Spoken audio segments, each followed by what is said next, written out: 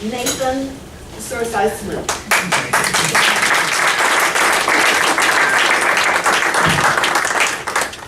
Thanks everyone, it's great to be here, and I want to express my gratitude to Jahan and Peter, to Joanne and fellow presenters, and to all of you for turning up this morning.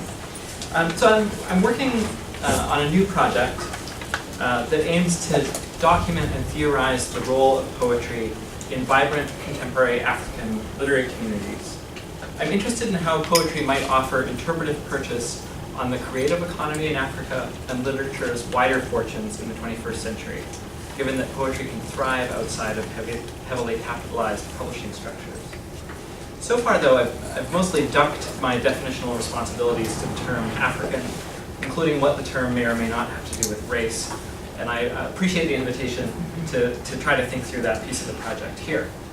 And while I certainly still have a lot more thinking to do, I hope to suggest today how African poetry might be a site of public intellection that is also constitutively key to embodiment. As I probably don't need to remind this audience, lyric theory has been re-energized, debated, even consolidated as a term over the last decade or so by sometimes called the New Lyric Studies or historical poetics, often associated with Virginia Jackson's work and her 2005 book, Dickinson's Misery, A Theory of Lyric Reading. Attempting to ward off Jackson and company's historicist dissolution of the term lyric, Jonathan Culler asserts in his 2015 Theory of the Lyric that there is a lyric tradition stretching from Sappho and Horace through the 20th century, largely defined by modes of address like apostrophe. As far as I can tell, race appears as a noun in Culler's Theory of the Lyric only in a quotation of Pindar's 11th Olympian Ode, which includes a reference to the race of the Western Locrians, wherever they are. There is, however, a surprising degree of resonance between Culler's unabashedly Eurocentric theory of the lyric and African literature. Culler highlights what he calls the ritualistic character of lyric, and he asserts that lyrics seek to remake the universe as a world, giving a spiritual dimension to matter. Now, this assertion is surprisingly close to the concept of Animus Materialism, mooted by Nigerian poet scholar Harry Garaba, who teaches at the University of Cape Town. In a 2003 essay in Public Culture, Garaba argued for an animist unconscious at work in many post-colonial African societies, which he also describes as a continual re-enchantment of the world. His literary cases are a number of Wole Soyinka's writings, Toni Morrison's Beloved, and especially the poetry of the avowedly Marxist Nigerian writer Nii Oshundare. Garaba concludes that although critics have tended to read Oshindare's poetry in light of his political secularism, quote, the most rewarding approach to this poetry, as well as much of African literature, is to begin from the recognition of the animist intertext. Far from just a theoretical presence, animism has been generative for Garaba's own poetry.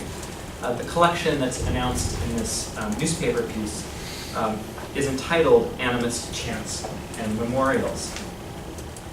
I note, though, that Garaba's animist materialism is marked by similar paradoxes as the concept of alternative modernities that was also being mooted in public culture around the turn of the millennium.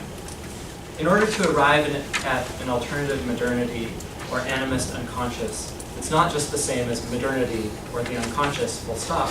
You need some kind of distinguishing boundary, often cast as cultural, for example, Islamic modernity or Yoruba modernity. But people are rarely, if ever, inhabitants of only one cultural entity. There's an interesting mismatch in this respect between theorizing animist materialism as a post-colonial African phenomenon and including Toni Morrison's work as a literary exemplar, implying that what he calls an animist unconscious is as much about a border-crossing racial inheritance as a discrete cultural or socio-political context.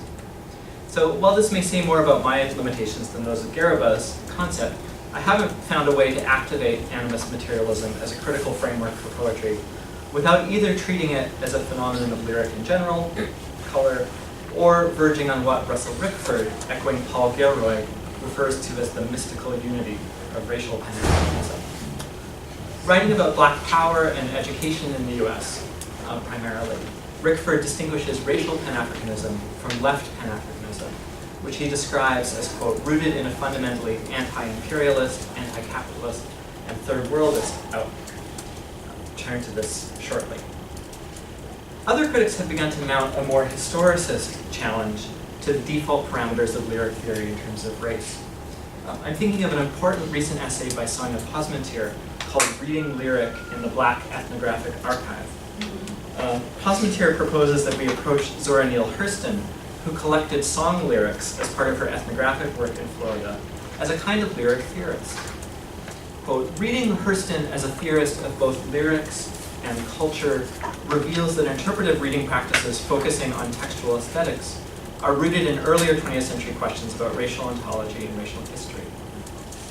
Insofar as historical poetics has tried to dislodge our assumptions about lyric subjectivity, Posmentier is critically extending historical poetics to draw attention to what she calls Black lyric subjectivity. This is important work. Yet is Black lyric subjectivity necessarily what's at stake in African poetry? Does African always mean Black?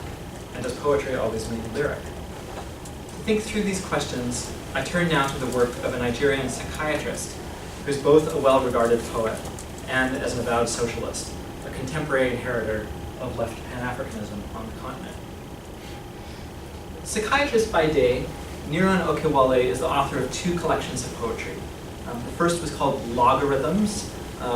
Nigerian poetry has a kind of high tolerance for puns. And The Hate Artist.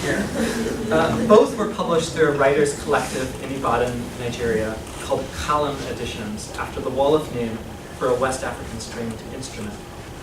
Sort of, I think, smaller cousin of the kora.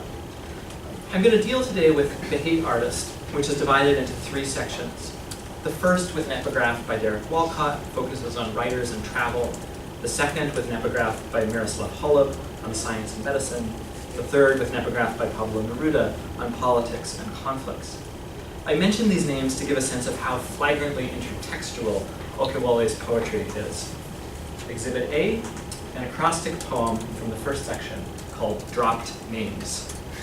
It begins, Adler and Brecht drop like expensive china in the hands of a small town shopkeeper when the IRS come calling. Yes, Nigeria has its own IRS. The poem continues all the way to the end of the alphabet, where Virgil, Walcott, X for indeterminacy, and Yeats are lobes of fresh cola in the clenched fist of the seeker, whispering mysteries, which she hands to the squatting priest. The oracle doesn't care much for Zizek. At one level, the poem is meant to make us marvel at the poet's cleverness. I like to think of Okewale as the sort of Paul Muldoon of Nigerian poetry. That juxtaposition between the names of the final stanza and the vehicle of the extended metaphor, a supplicant approaching a babalawo or diviner with cola nuts to seek advice on some problem, is partly tongue-in-cheek, deflating poets' pretensions to be modern-day priests. At another level, Okewale seems to be writing back to assumptions about the proper subjects and styles for an African poet, assumptions enforced by local as much as foreign critics. The poet indicates another purpose, too, in a note to the reader in lieu of a glossary at the end of the collection, where he writes, as in my first collection, there are a lot of names in this volume. This is not out of a narcissistic desire to drop names. The names are there because, for me, poetry is a form of secondary revision, by which he seems to mean that he's writing poetry out of existing discourses and texts, rather than unmediated experience. So it is inevitable that there should be names in my poetry. Indeed, without referencing, a poetry of ideas would stand guilty of the intellectual crime of plagiarism, which none of us want. In another interview, Okewale discusses, quote, the challenge of public intellection, given that much recent poetry favors interiority and suspicion of ideology in overt politics. He confronts this challenge directly in the third and final section of The Hate Artist. In the poem from which I've drawn the first part of my title today, Other Voices I Have Known, he instead conjures a litany of revolutionary leftists. It's subtitled For Performance / After Toye Olorode.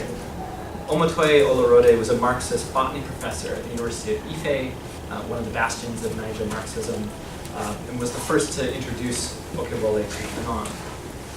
Whether or not the poems perform, that tag for performance signals that it should be read by different criteria. Criteria keyed less to interiority than public occasion, less to the page than to auditory experience over time. For the sake of time, though, I've selected just a couple passages to consider. The poet begins with a reference, not a lyric apostrophe, to voices of the dead. And it goes on, the voice of Che, comrade doctor, reject the reactionary impulse, embrace the masses.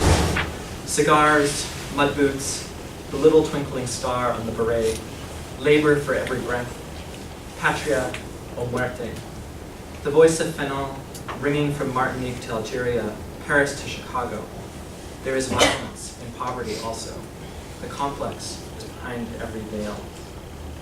And there's some ambiguity as to whether the reported dialogue in the first stanza is a recollection of someone urging Che Guevara to revolutionary activism, or as implied by its placement after the colon, Che addressing Fanon, or perhaps addressing the poet himself as comrade doctor. The poet certainly found himself interpolated by Fanon's life and writings. According to Okewole, quote, crisis is central to Marxism, postcolonialism, and existentialism, which are the main coordinates I identify with. Fanon in particular is at the meeting point of these ideologies, and for me, his attraction is amplified by the fact that he chose the same medical specialty, psychiatry, that I've chosen. Those last two lines of the lower quatrain each paraphrase a famous essay by Fanon on violence in the wretched of the earth, Algeria unveiled, and dying colonialism. The poem goes on to name radical doctors and educators from both Francophone and Lusophone traditions, before arriving at decolonization-era political leaders, the big men of the independence era. Nyerere, Nkrumah, Awolowo, Lumumba, the vision of Africa turning left. Voices acknowledging historic defeat, voices urging rebirth, voices from the funeral pyre, trailing ash like the phoenix, voices like a pantheon, voices resounding from the grave, voices coming in from the cold. The vision of Africa turning left. Clearly, there's something about this pantheon of left Pan-Africanism that draws the poet, even leads him to a final line that seems less a description than a prediction of its renewed relevance. It's notable, though, that the poem doesn't really activate these voices. I was thinking about this in comparison to the exact same anaphora in Walt Whitman's Song of Myself, where he writes, through me many long dumb voices, voices of the interminable generations of prisoners and slaves, voices of the diseased and despairing, and of thieves and dwarves. And you can sort of hear Whitman there announcing and actually enacting himself as a medium for these voices. I think this poem feels quite different. So in her superb book, Voices of Negritude in Modernist Print, Carrie Nolan defines a textual voice as an order of sonic phenomenality that's unique to the medium, not thoroughly identical to any pre-existing authorial voice or utterance. In Nolan's account, the mid-20th century Negritude poets, especially Aimé Césaire and Léon Gontran Dumas, inventively navigated what she calls the lyric regime by insisting on the blackness of their writing, even as they thematized the mediation of writing, the slippage between body and poetry. While Okawole's other voices I have known, for performance, thematizes the embodiment of voice in its title, we need to turn to one more poem by Okewole to find both the raced body and the mediation of writing more keenly evoked. His collection culminates in a 5-part poetic mini-biography of that other psychiatrist writer, Fanon, from his early days in the Caribbean, through his education in France and political education in Algeria, to his last days in the United States. And the sequence is titled, Last Night They Put Me in a Washing Machine, which I note glosses as the last words of Frantz Fanon, although I think they make more sense in Lewis Gordon's translation. They put me through the cleaners last night. Fanon, who was suffering from leukemia, and brought to the US partly through the auspices of the CIA, was likely joking about the numerous blood transfusions that he was receiving in the US, whitening him. Gordon observes, there's irony in Fanon, a man who devoted much theoretical and political energy to defanging the impact of race and racism, concepts marked from their inception by prescriptions premised on blood, facing death from a blood disease.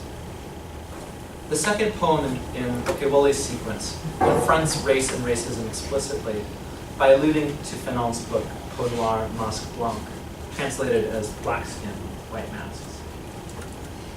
Between the black skin and the white mask, a lingering layer of faith, of filth, this grinning gollywog shuffling down cobbled streets, filtering the pure tones of Paris music halls, tunes for the islands, the music of home.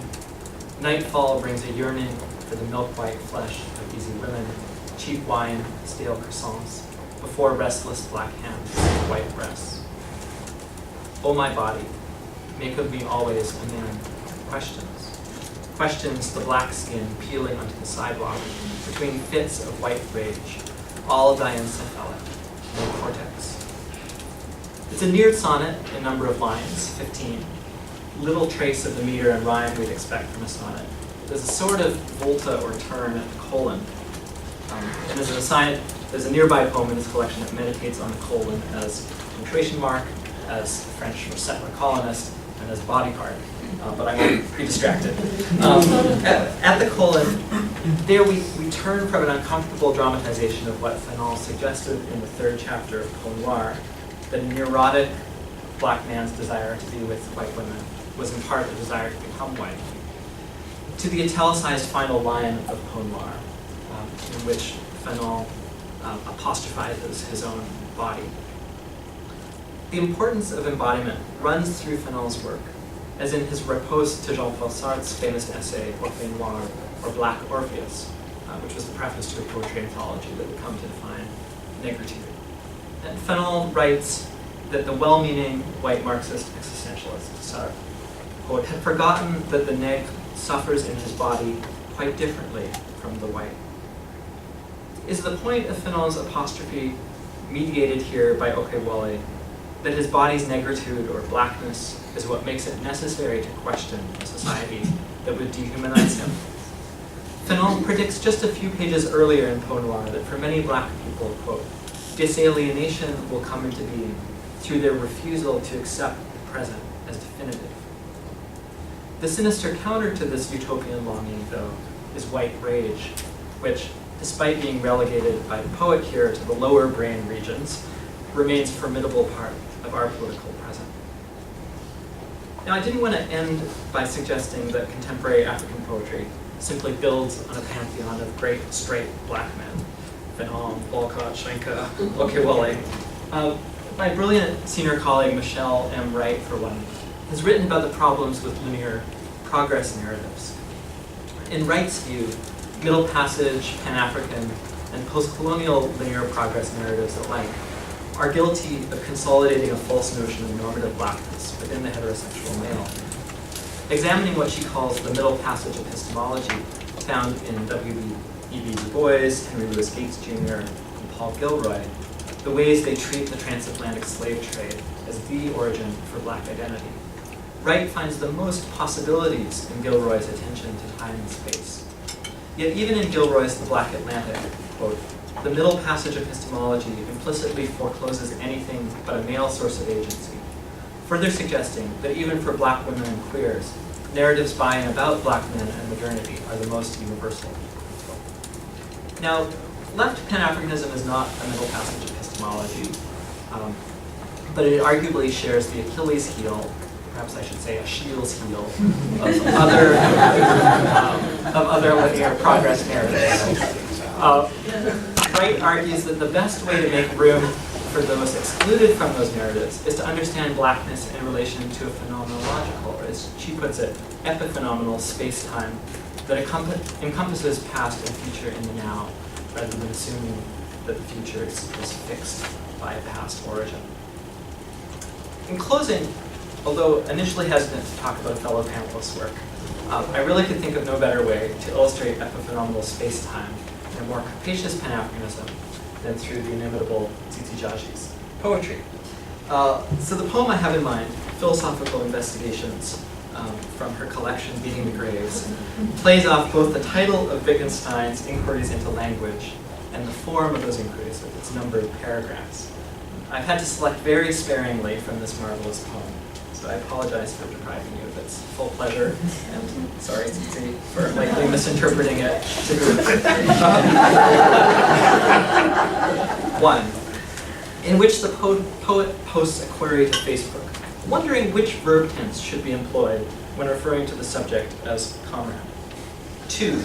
In which, as an academic specializing in English literature, and by extension language, the poet might reasonably wonder about the key principles involved in this, or any other grammatical problem, after all. Skipping ahead a little. 6. In which the poet turned Afronaut embarks upon further explorations of the upper reaches of grammar as navigated by the internet, tritely. 7. In which the poet consults perfectenglishgrammar.com/verbtenses.html. So, it's great. I recommend it. In fact, this entire collection highly. With the word comrade, we're in the realm of politics, left politics, or at least Zimbabwean politics, with the residue of revolutionary politics left on the language. How do you refer to someone who's been expelled by the governing party, ZANU-PF? Is he or she a comrade? Is our language adequate to represent the play of time? Although these first 7 paragraphs leave the poet studiously non-gendered, albeit identified as an academic, the next paragraph contains a feminine third person pronoun. After further divagations, the poet arrives at number 19, in which we return to the original question. Which tense? 20, in which I am a comrade serves as an opening example on a corresponding date, perhaps 1979.